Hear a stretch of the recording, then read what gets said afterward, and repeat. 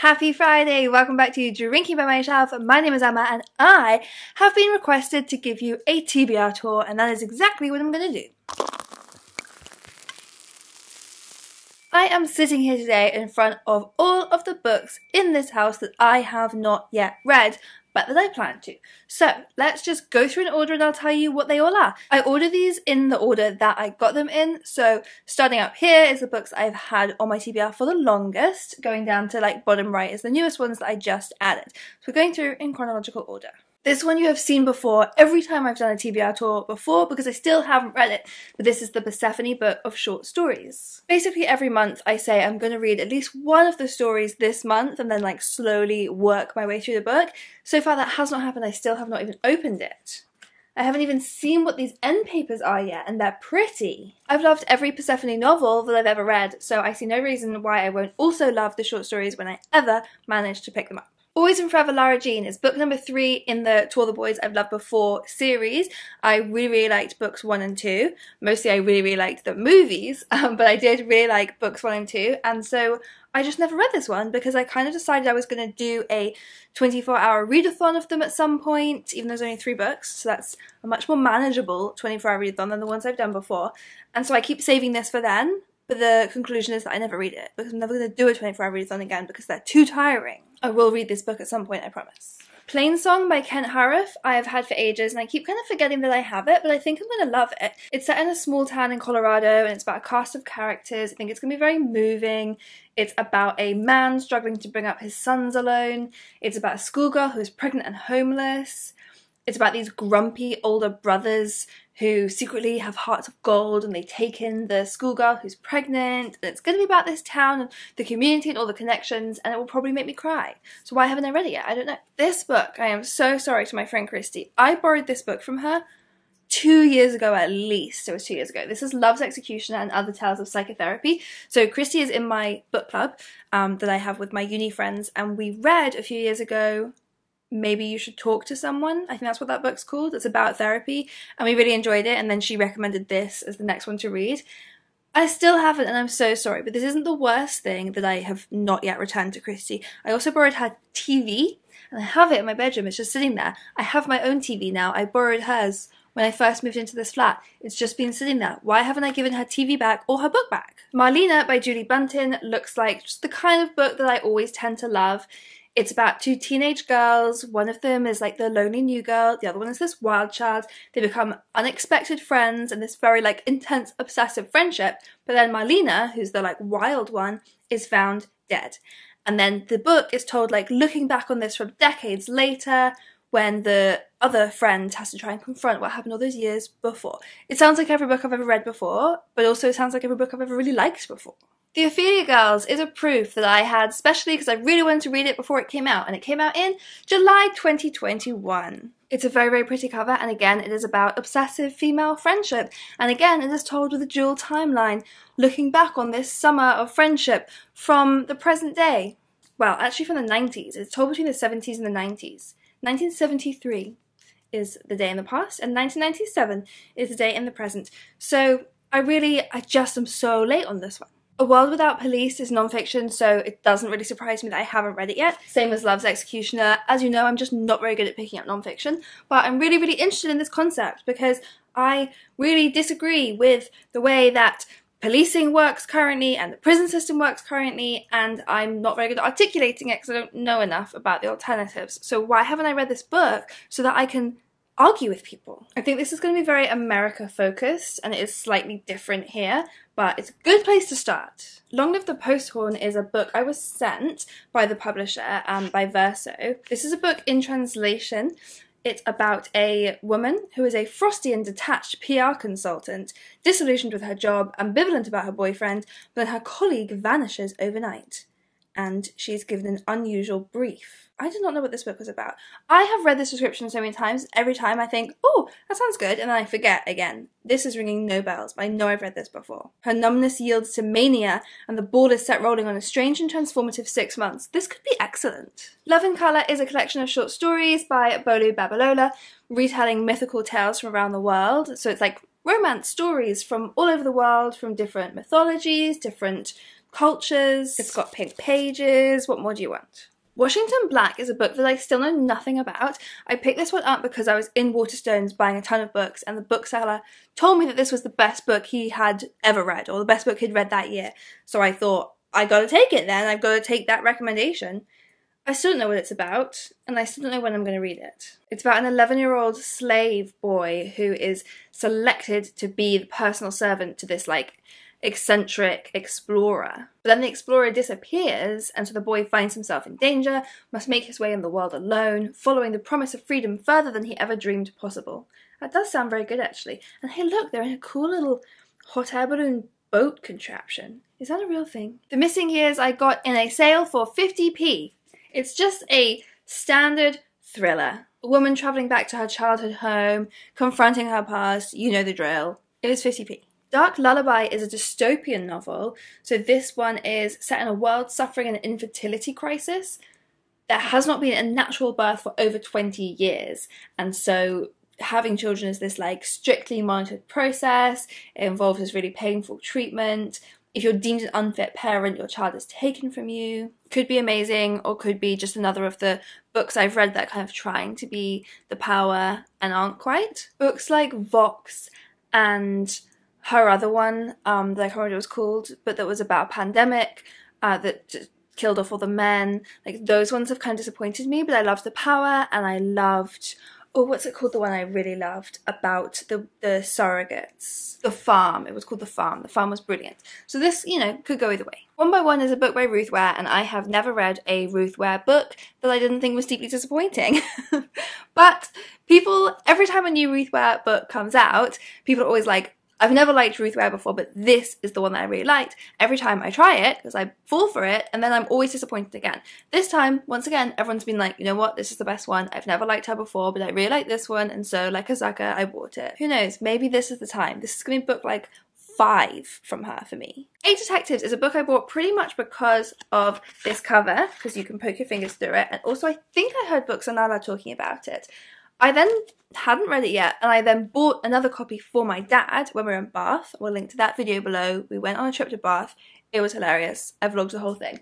And he's read it and he said it was really, really fun. So I need to bump this one up my priorities. I think it's going to be a very meta murder mystery. It's about a maths professor turned author in the 30s who worked out the rules of murder mysteries and then hid the secrets in a book of crime stories, and then he went missing, so it like becomes a crime story. Sinkofa, I don't know exactly how to pronounce that, by Chibundo Anuzo. This was a present from my friend Christy, the one who I keep failing to return her things. She bought me this as a present, and actually our friend knows the author, and I read one of her books before, which was The Spider King's Daughter, and that was really good. A gripping, surprising and funny story of a mixed-race British woman who goes in search of the West African father she never knew. When stuff like this happens, so because there's the connection that our friend went to school with the author, it first makes me think like, oh my goodness, this author is so young, she's just my age and she's published a book. And then I realised that actually I'm not that young, and I could have published a book if I was any good at it, and it turns out I just have no talent. Manifesto by Bernardine Evaristo. This was actually a present from Raf ages ago, like before we were dating. She accidentally bought 2 copies and she gave me the other copy. I love Bernardine Evaristo's book Girl, Woman, Other. It was like one of my favourite books. I also really liked Mr. Loverman. This is her non-fiction, and it's about her intimate and fearless account of how she became the first black woman to win the Booker Prize. It's a manifesto for being unstoppable. What's that like? I am profoundly stoppable. Correspondence by Tim Murphy. I have no excuse for still having this one on my TBR. One of the editors at work recommended that I read this book back in like October, and I was like, cool, I'll read it this weekend. And I got a copy from work so that I could read it that weekend. And it is, before I know it, it's going to be the next October and I still won't have read it. It's about a woman assigned to cover the invasion of Baghdad in 2003. It's a powerful and gripping epic of immigration and displacement, the violence promoted by the USA both abroad and at home, and the resilience that allows families to remake themselves and endure even the most shocking upheavals. Sounds heavy. Devotion, again, this is another one that I got as a proof because I was so desperate to read it before it came out. It came out, it's happened, I missed it. I still really want to read this book. It's a lesbian love story, and it's got a twist that I already know, and I am very intrigued because it's something that I thought like I wasn't sure it should be a twist. just from hearing it described, but I haven't read the book, so I need to read it and decide. And I keep saying that. I feel like once a week I go, I should read Devotion so that I can form an opinion about this twist. And then I never do. And I wonder if I ever will. Poison for Teacher is a funny detective novel. It's set at a school called Radcliffe Hall, so clearly gay. A series of bizarre pranks at the school have taken a sinister turn, so it sounds like Mallory Towers turns into a crime story. Fault Lines by Emily Atami. This is a very pretty book. From what I know about this one, it's going to be a quite like slow, gentle novel that's more about the characters than the plot, which is often something that I love. It's about a Japanese housewife called Mizuki, who's got everything a woman could want, but sometimes wonders whether it'd be more fun to throw herself off the high-rise balcony than spend another evening not talking to her husband or hanging up laundry. I love it already. And then Small Pleasures by Claire Chambers. This one I had also heard of through Lauren and the Books, because she talked about loving it on her channel. I think this is the one that she said she absolutely loved it the whole way through and then she hated the ending. And that just made me like want to pick it up even more, because I want to know what this ending is that she hated. But it's set in the 50s, and it's about a woman who contacts this journalist, who's the main character, to claim that her daughter is the result of a virgin birth. And so Jean, who's our main character, has to investigate whether this child is really a miracle or a fraud. These two books were presents from my colleague Andy, and I feel so bad that I haven't read them yet. He gave these to me last Christmas as like he was just doing kind of pay it forward, like he really enjoyed these books and so he wanted to recommend them to someone else, and he sent me copies, which is so nice. And then that was November, and that's pretty much when my reading slowed down entirely. So I haven't read them yet. But they're two crime novels. Me and him both really like thrillers and we like talking about them. So this is Next of Kin by a woman who gets a lodger, and it's clear that the lodger has his own chilling plans for all of them. That sounds terrifying.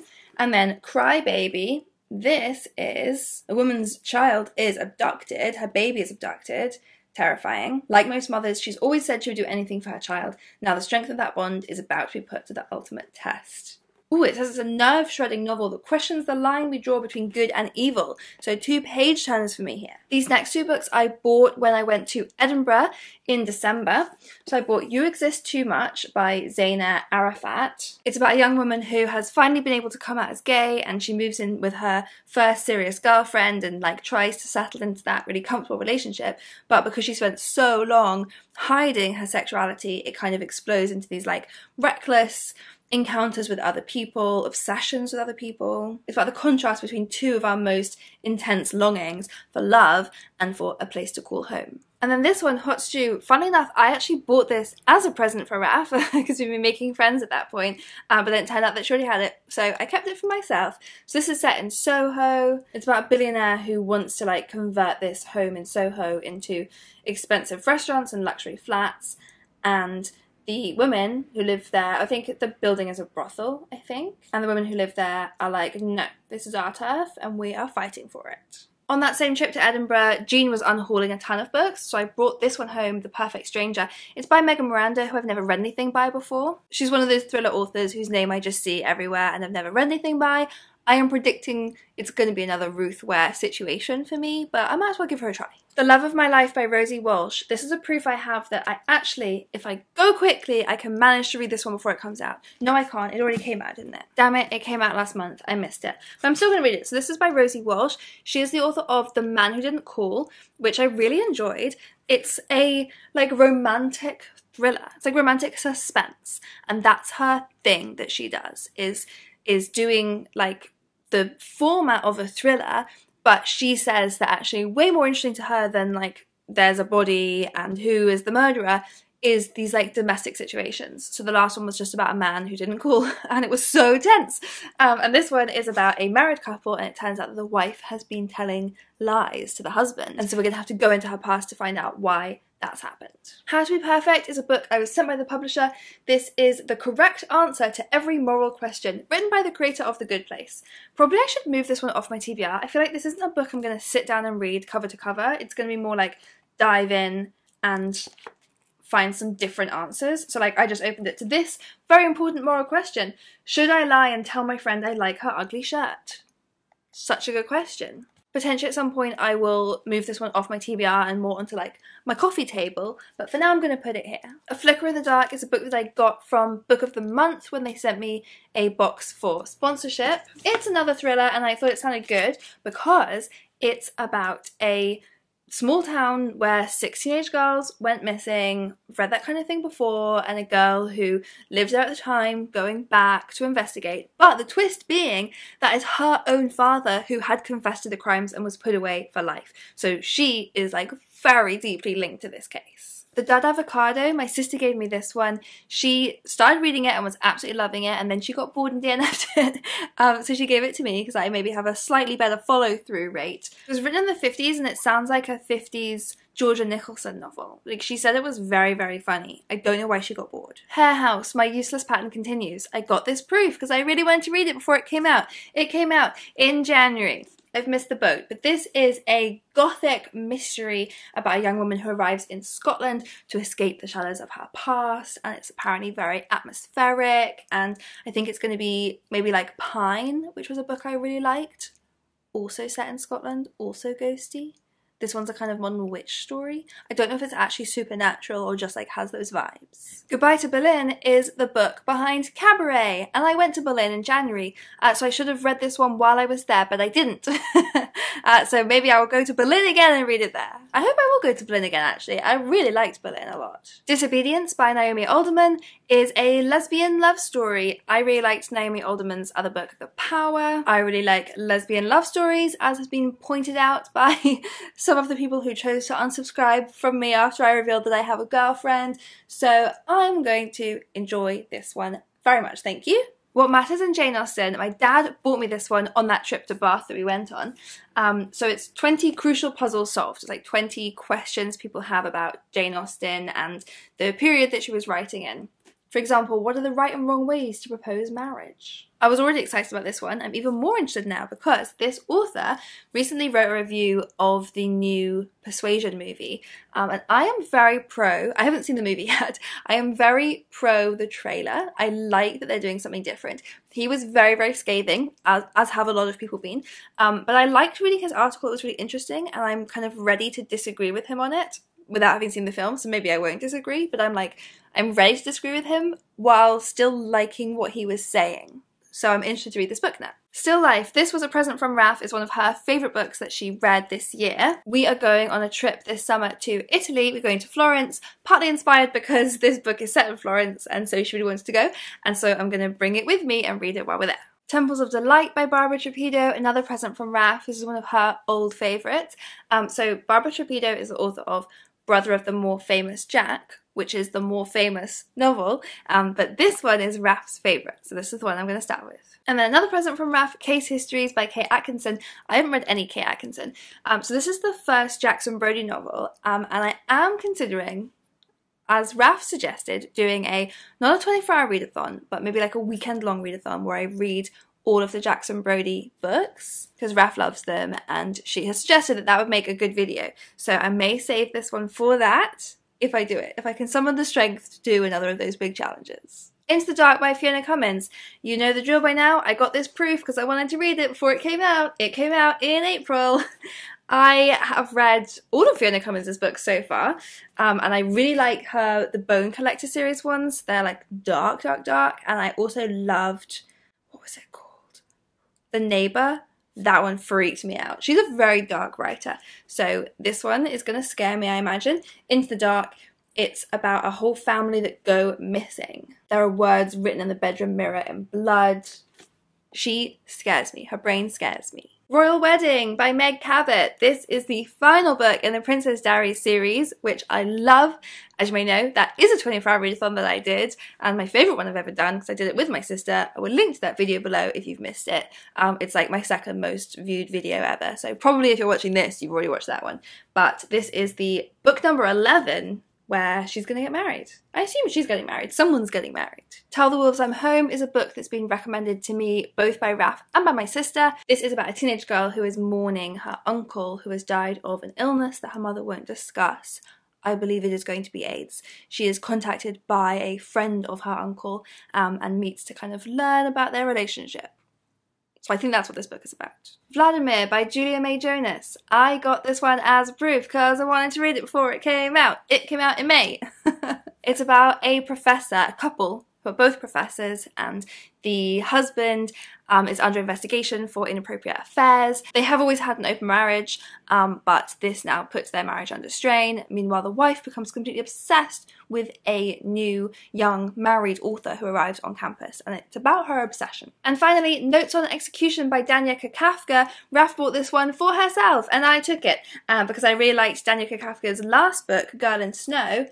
This one is about a man who is scheduled to die in 12 hours, and it's about the women left behind. His mother, the twin sister of his wife, and the detective. A chilling portrait of womanhood as it unravels the familiar narrative of the American serial killer, interrogating our cultural obsession with crime stories and asking readers to consider the false promise of looking for meaning in the minds of violent men.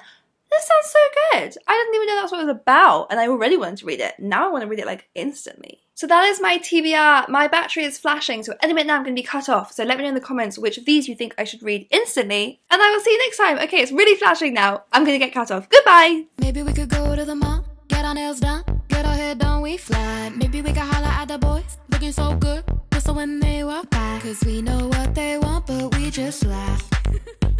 Yeah, we won't let them get away.